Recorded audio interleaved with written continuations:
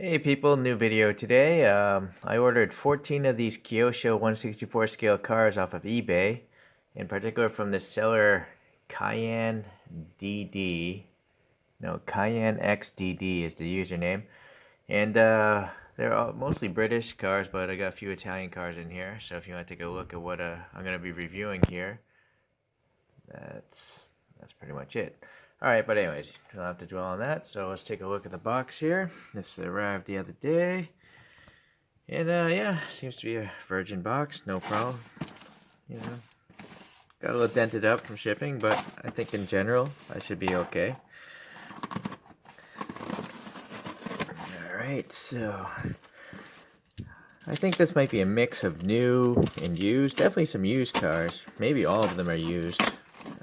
I'm not sure if this seller is just selling a personal collection, or if the seller is selling as an actual seller on eBay. Because this person's got a lot of transactions. Alright, so anyways, if we look at this, right, there's a lot of open air space, so that's not really good for shipping. You want to really have no movement. Alright, let's see here. These Kyoshos were blind boxed. You'll see here yen is $4. About $4 new, this particular run. This Lamborghini run. So I like this brand because even though, you know, they're pretty great detail, I think, they apparently were relatively inexpensive. Okay, so, you know, this Ferrari isn't built, of course. Kyosho got around the licensing by offering these model kits. So the model kit would be the diecast car itself, and then you have to put your own wheels and axles together, which I'm not going to do for this video, but let's just take a look at the body here, see if there are any issues. Nice and close. Alright, so it's a metallic, which is nice. It tends to resist the paint rash that's very common on these diecast cars, and it's quite common on Kyoshos, these old ones. But again, if this thing was only like $4 new, I guess maybe it's acceptable. I don't know. What bothers me are when new cars that are $30 have the same problems, because that's just like, what are you paying for? Anyway, so this looks nice. I'll build it, and later on I'll have a video on Ferraris and their history. Okay, so let's go with the older cars here. I guess this is Espada, Lamborghini Espada. It's a very interesting looking design. It's so low, right? Let's focus there. I'm not going to bother taking them off the stand since there's so many of these. I don't want this video to be too long. But the Espada came out in 1968, ran until 1978. It had a 3.9 liter V12 engine up front there, and the 300 horsepower range. And being an older car, it still had a steel body, but it did have an aluminum hood. So, but styling wise, I find it very interesting because it's just so long and low. I find that really cool. Nice detail to the wheels. I like that. A little scratch on the window, it seems. A metallic blue. Yeah, so a little dust or something going on the roof of this car. But again, with Kyoshos, I'm a little more lenient because they weren't expensive cars to begin with when they were sold at retail. I think these are mostly sold in convenience stores in Japan. Look at this funky rear end. It reminds me of like Star Trek, like the impulse engines on a Star Trek starship or something. Pretty interesting. Little notice a license plate, but it's still blue. But there's printing there. I'm assuming that says Espada. Okay. Alright, so while that spins,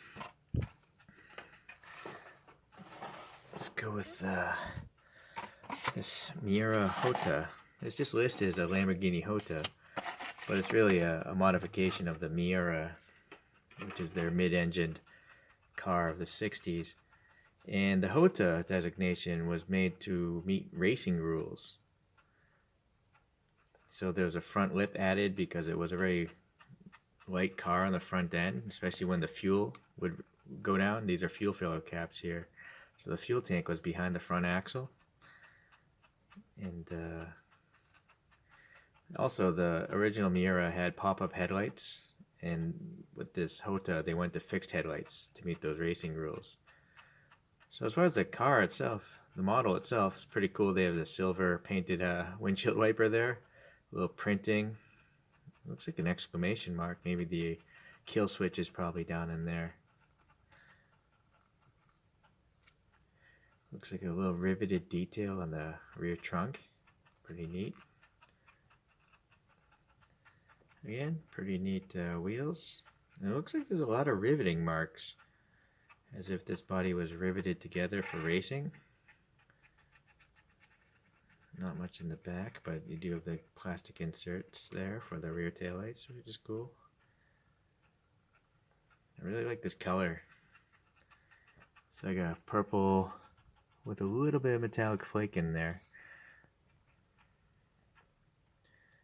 Alright, so we'll swap this out, let this spin here in the background while we open the next car, which I guess would be the Countach LP500S.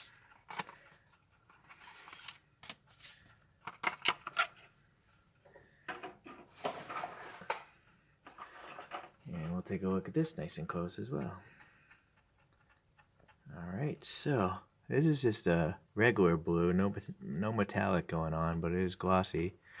It's interesting that the rear deck here looks like it was a separate part. I guess they couldn't mold that into the die casting, so they probably made a plastic part separate. Pretty thin wing struts for such an inexpensive car. I really dig these plastic taillights. You can see there's a little bit of silver painted in the rear backup thing, so it's looks like it was originally just well, it could be cold molded. Yeah, cold molded, and you can see the orange as well to the naked eye. I'm not sure if the video camera is picking that up, but I do like how Kyosho, their wheels get better, I guess. They have air in the spokes, where like Aoshima just has solid plastic wheels. The logo, of course, the insert here for the fog lights there, or the accent lights. Very neat. So, you know, for anyone that likes supercars, when I was a kid, this was it. I mean, I had a poster of this car in my room. It was just so radical looking. The scissor doors. It looks like a doorstop, pretty much. Just a wedge you jam underneath a door, so quite radical. But yeah, I'm not noticing any paint flaws on this at all. Pretty nice. Very nice. Alright, so let's swap this out. Let this one spin. Okay, so that brings us to the last of the Italian cars, the Lamborghini Diablo SV. So the Diablo line came out in 1990, and but the Diablo SV means represents super veloce, which is in Italian just means high speed, which was originally used in the Miura actually designation. This thing had around 500 horsepower, and actually they downgraded the drivetrain to just rear-wheel drive, whereas the VT model of the Diablo had all-wheel drive. So this is actually kind of like the entry model Diablo compared to the VT, which had all-wheel drive. Being super veloce, the engine was a little more powerful, and it had some slightly bigger wheels. I think they were 18-inch wheels, and bigger brakes and stuff. But diecast wise, yeah, here's that paint rash I was talking about. You can clearly see it on the roof of this car. Not so hot. Got this little pointer thing. So that's not great. That's just dust there. Okay. Yeah, let's see. You got this really dark smoked plastic rear. But you can see, I can see, at least at the naked eye, it is red there. So I think this is red plastic, and they painted the rest of it black where it shouldn't be red. And then they still printed Diablo and SV there. So that's pretty cool. These little accent lights down here, the rear backups and reflectors are just painted though. So yeah, nice wheels as usual. This air intake is just painted black. It's flat there. Okay. Trying to keep the focus while I look at the car and the camera. It's not so easy to do, guys. These are close-up videos. I keep hitting focus, but it's not doing it. Alright, so anyways, I guess that's it for that car. A little fuel filler cap there. And some indication of writing there on the silver badge there on the side. Seems to be the same blue. Kyosho is guilty of running the same colors on a lot of their cars. Okay, so I guess it's time to start talking about some British cars. So we'll start with the old one, the Lotus 7. Obviously, I'm guessing this is a used display model from the seller, but let's focus here and see if there's any issues. Seems to be mostly dust. But you'll notice how small this car is. This car dates back a long time. 1957 was when it was first introduced, and it's sold all the way up until 1972. And then later on, a company called Caterham bought the design, and they still sell Caterham 7s. But you know, compared to a more modern car, look at the size comparison. It's minuscule. I would not want to be in a car crash in this. It would be not much different than being on a motorcycle, I think. So look at this. I guess the windshield. I'm going to have to glue that on myself later on. So that is an issue with shipping things so poorly in bubble wrap. Yeah, it must have taken an impact because there was a lot of airspace in that box. So whenever a box gets thrown, any airspace, that means the product inside the box is accelerating, filling up that airspace, and it tends to break. That's why you want to pack everything tightly if you're going to ship anything, guys. So this grill, it's painted on. It's not a metal insert or anything, but it's really nicely painted. Pretty impressive. So this old car, you know, had this tube frame steel chassis, and it only had like 40 horsepower when it first came out, but it was so light that it still accelerated under 7 seconds, because I think it was like 500 kilograms. Very light car. So anyways, I could imagine anyone that wants a true driving experience. That's why Caterham is still around, selling versions of this car, because it's so pure in its driving. I've never driven one, never sat in one. I've seen them on the road, but and yes, they are very minuscule. Okay, so the next car, I guess age-wise, would be this Lotus Europa Special. Now this is a pretty ugly car, I think, in my opinion, but I bought it because I built a model kit of this thing as a kid. I think it was a Tamiya model kit, and well, whatever. It's by today's standards, so I think it's just it is a unique looking car. Looks like a frog in this green in particular. But to see this weird trunk, I mean, I've never seen a car like that. It almost looks like a pickup truck, but obviously it's not, because it's all closed off. But the reason why that is there is this is actually, I believe, a mid-engine car. Yeah, it has a little 4-cylinder back here. And this particular Europa model came out in 1966 and ran until 1975. I think there are several different series of them. But it's quite interesting, I think, just the styling of it. And this thing had a steel chassis like the previous one, but now we're getting to fiberglass bodies. So they had a fiberglass body bolted onto a steel chassis. Alright, so model wise, yeah, looks like a little paint rash here in the back deck, but I really like these fine gold printed lines on the sides here, and the gold printed line outlining the hood there. Really fine detail. Plastic taillights, no license plate thing, but still really nice. Okay, so let's move on. Same green again. Okay, so the next one, you know, I grew up watching Roger Moore and Sean Connery James Bond movies, and I think it was called The Spy Who Loved Me, with Roger Moore. He didn't have this exact Lotus, but it was the same kind of body style, this generation of Lotus Esprit. and it became a submarine. You know, flew off a dock and then became a submarine. And that's one of the greatest car scenes in movies, in my opinion, of all time. But anyways, the Lotus Esprit here came out in 1976, ran until 2004. And this particular Kyosho model is being a turbo, and a little turbocharged 4-cylinder. And the engine is in the back. It looks like there could be an engine in the front, but with the wedge, I'm pretty sure, correct me if I'm wrong guys, but I'm pretty sure the engine is the back. Because the second generation of Esprit, it's definitely in the back.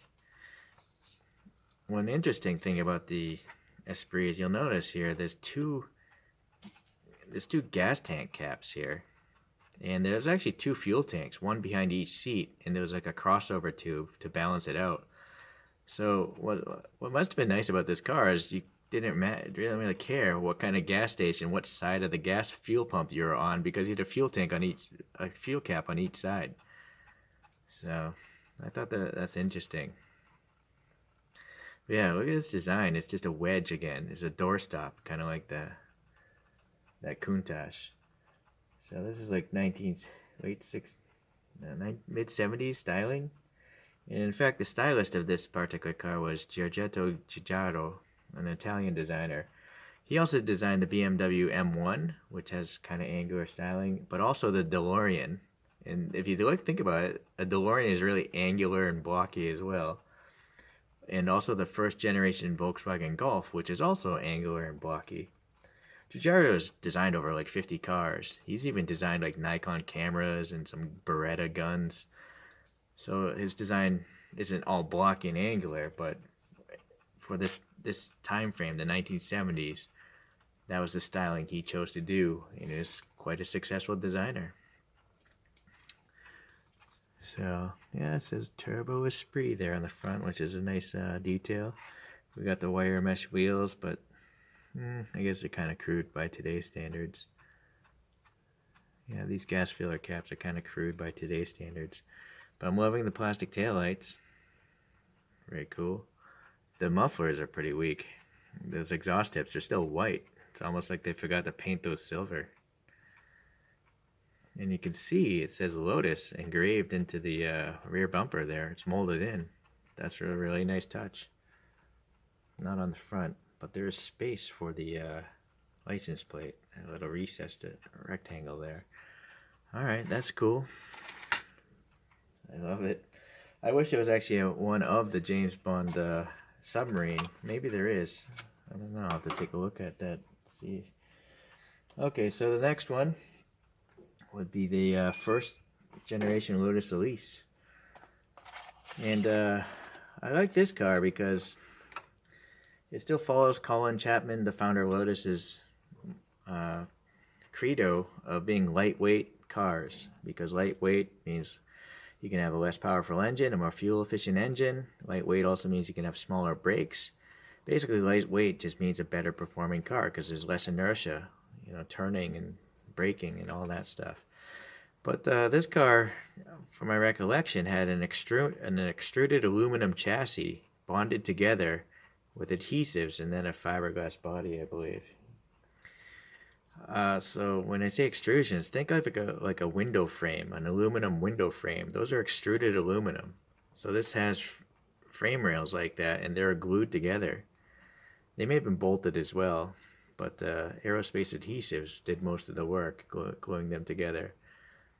So I really like that. And you can see, you know, it's a small car compared to this Esprit. It's really small. I think my friend has either my brother actually had a Gen 2 yellow Elise, but I think I have a friend that has a red one, or he has the Exige, I forget. But it's a minuscule car. If you're a big person, you'd have a hard time sitting in this thing. The seats are so skinny. It's not a particularly pretty car. Again, it looks like a frog for some reason. But functionally, you know, these things, they must be a blast to drive. Alright, so I'm going to swap these cars out.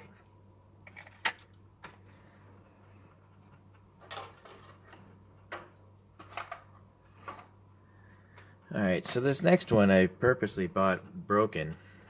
There's supposed to be a black wing here for the Exige. And the Exige, this is the second generation Elise, but with a hard top. That's what the Exige is all about, really.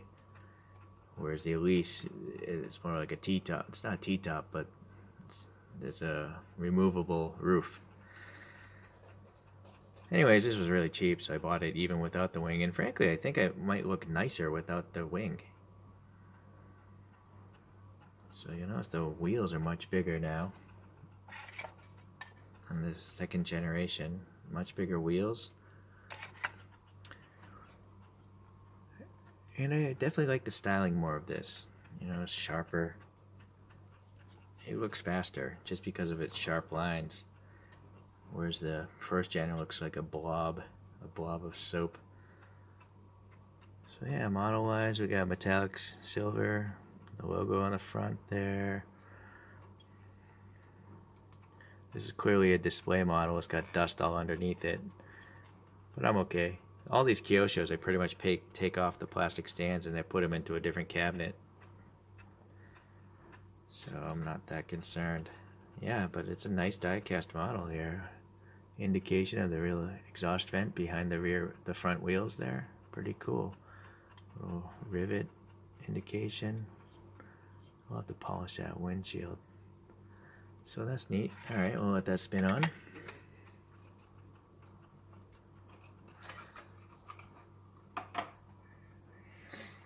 Let's go with the Aston. Let's go with the Jag XKR. I think this came out before. So this is a little newer than, well, I don't know. It's still, I think it's older than this car. The XKR is part of the XK series, which originally came out in 1998. And the XKR, I'm assuming the R is supposed to be like racing or something. And this is supposed to be the supercharged version of the XK8. So naturally it's a more powerful engine. And it's still a big fat Grand Tourer. Wouldn't really call it a sports car. It's just like a touring car. You know. Got some, looks like a metallic, small bits of metallic flake in this green paint. But no flaws that I can see. Maybe there. Painted on reflectors on the side. The plastic headlights, not the best detail there. I'm not sure if the original vents here on the hood were colored as the same as the body or black plastic. I mean, on the real car, if the vents were painted black or what. Black bumpers in the grill there. Yeah, the taillights are nice though. You can see this white and red.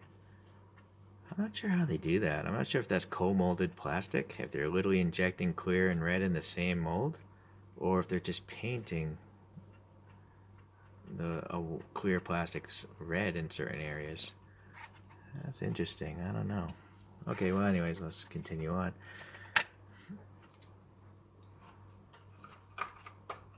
Alright, so now let's go the Vanquish here.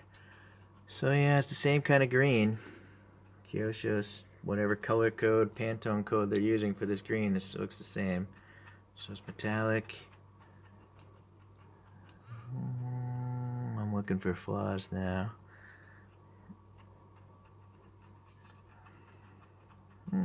Nothing major. I can see. Nice grill here. Printing on the grill. These are just silver painted, the fog lights. Let me get my pointer here. Yeah, so that's just silver. It's not plastic. It's big enough that it should have been plastic, but I guess it costs money, you know, to have all these details. But I like how the chrome window molding. Look at that. That's a pretty cool detail that you'd probably never see on the real car, because unless you're standing like on the roof of a building. But obviously on a die cast you can see that. Sorry if the focus is out. You can see this mold there. That's kind of cool.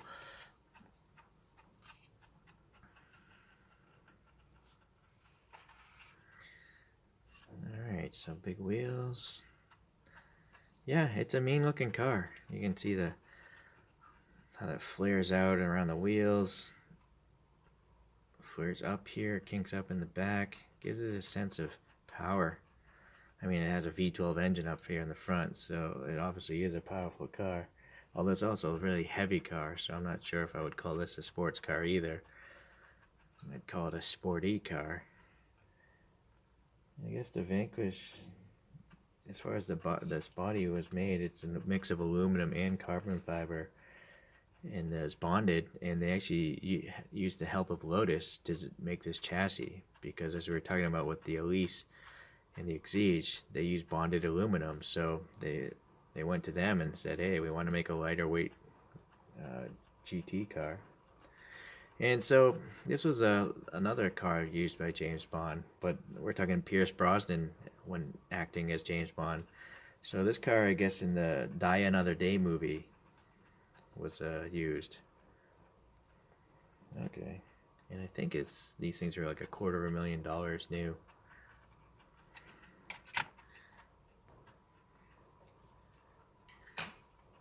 Alright, so only 2 cars left.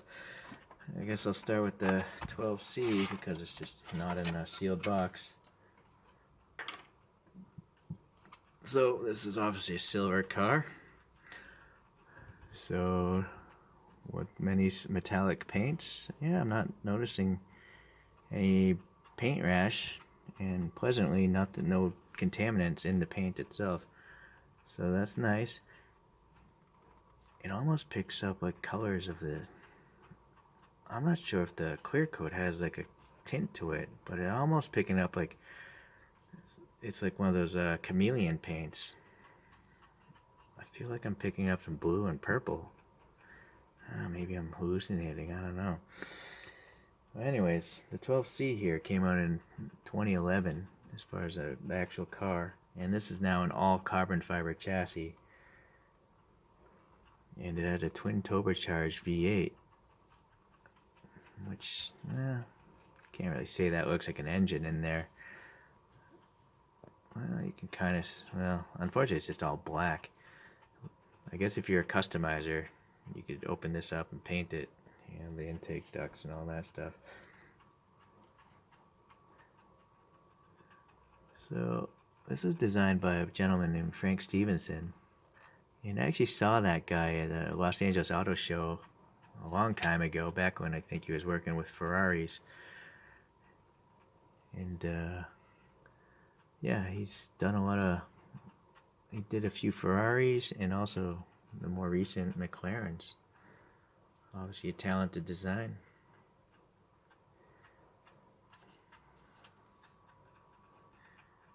Alright, cool. Yeah, I'm trying to see here. Let's see, take a look at this pointer thing again.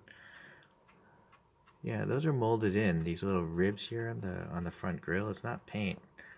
It's actually just black plastic molded, and the ribs are catching the light. Yeah, these are black.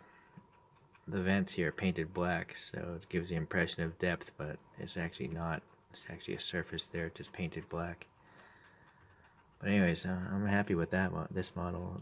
It definitely looks cool. I do find it odd that there's nothing printed on the back.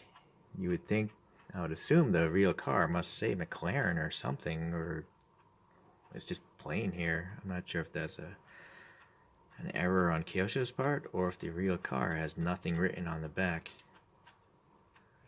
I mean, the front has the little McLaren logo there. Well, anyways, let's move on to the last one. Well, that spins around.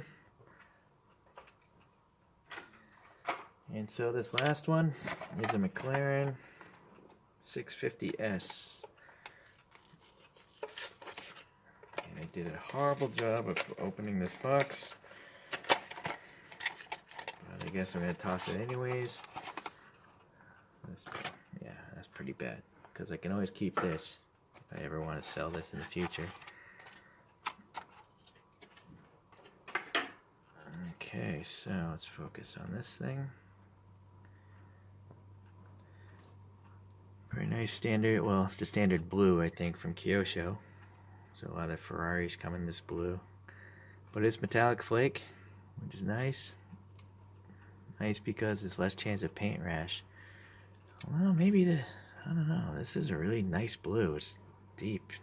I don't think the video camera is picking it up, but there's a nice depth to this blue. Or it's like a super thick clear coat applied to this particular model.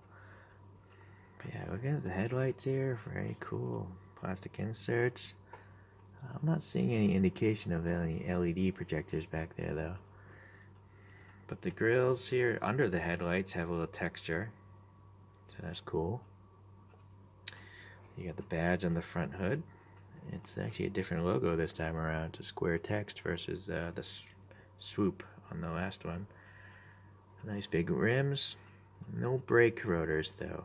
It just goes right through to the black plastic behind. What's interesting here is on the side ducts here, there actually is a plastic piece, and so it's not painted like the last one, where the last one is painted black. This literally has air going into it, you know, so I can actually jam my probe in there, so that's far more realistic. That's a really nice detail. Let's just look at the engine here. Again, no paint in the engine bay, but some molding indicating an engine.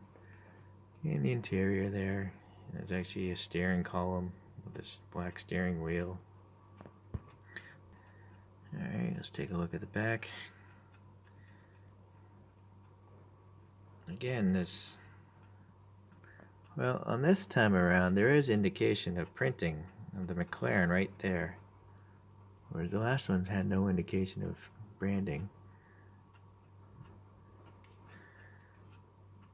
Okay, so there's also printing here on the side skirt, right behind the front wheel. It's this 650S, I would assume. The S is red. I don't think I can focus on something so small.